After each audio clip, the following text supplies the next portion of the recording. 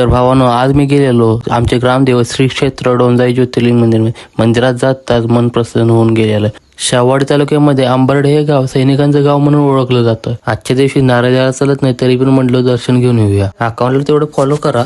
शाहवाडीतल्या आंबर्डे गावची खरंच गोष्ट वेगळी आहे. नवरात्रीचे पहिले 3 दिवस इथं पाणी सुद्धा घेतलं जात नाही. आम्ही दर्शनला गेली म्हणून ढोल्या काकाने आम्हाला प्रसाद दिलता. जे कोण नवरात्र नाही ते डोंजाईच्या मंदिरात बसते. तिथल्या नवरात्रकारांसोबत थोडी चर्चा केली. तेवढ्याच आरतीला सुरुवात झाली.